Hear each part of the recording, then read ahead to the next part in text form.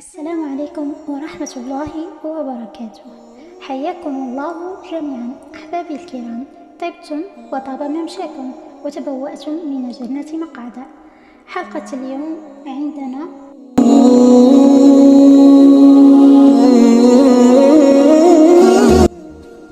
قصة أم سليمة التي يجب اقتداء بها.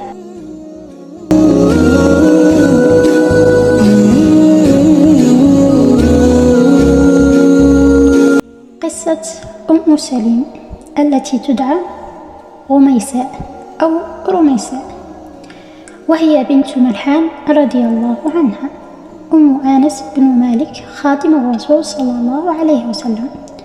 أخوها يدعى حرام قتل شهيدا يوم بئر معونة، وأختها أم حرام قتل بنت ملحان شهيدة في قبرص، وهي خالة النبي وأول امرأة في العالم مهرها الإسلام، وهي امرأة من نساء الجنة، رزقت ب10 أطفال يحفظون القرآن.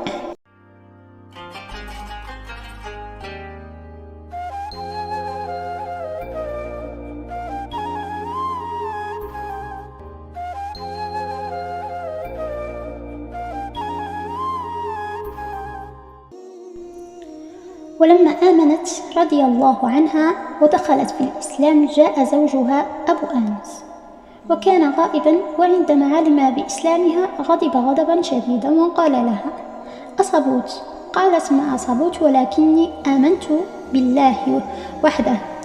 وكانت رضي الله عنها تلقن ابنها أنس فتقول: قل لا إله إلا الله، قل أشهد أن محمدا رسول الله.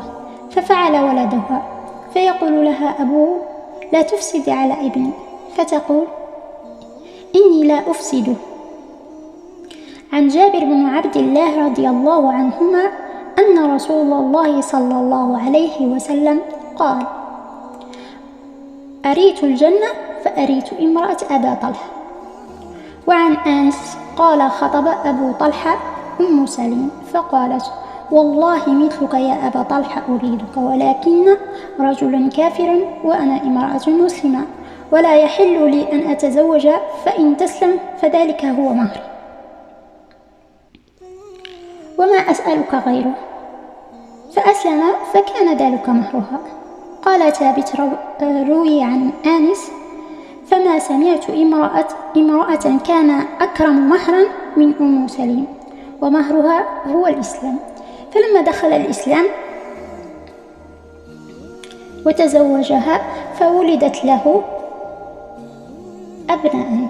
خرج زوجها أبو طلحة رضي الله عنه وترك ولده فكان مريضا، فمات الولد في غياب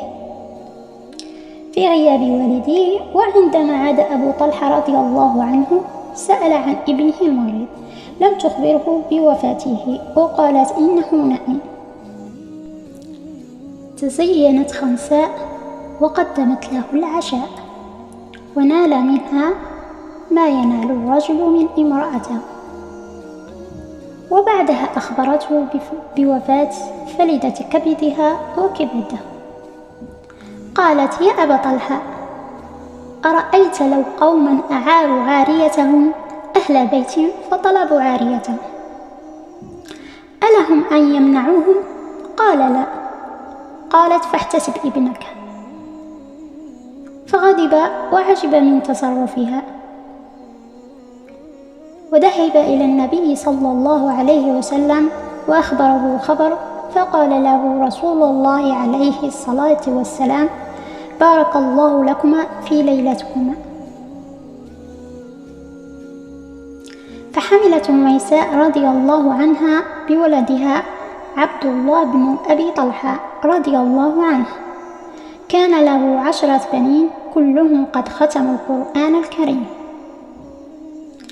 لهذا علمتنا خنساء معنى الصبر والحكمة في أوقات البلاء، وكيف أعطت زوجها حقه مهما كان حزنها في قلبها عميق ولم يحس بأي شيء، وكيف تحيلت على زوجها فيما يرضي الله، ليس بما تفعله بعض النساء من كذب ونكد على أزواجهم، فلهذا يجب بالاقتداء الصحابية والنساء أم سليم.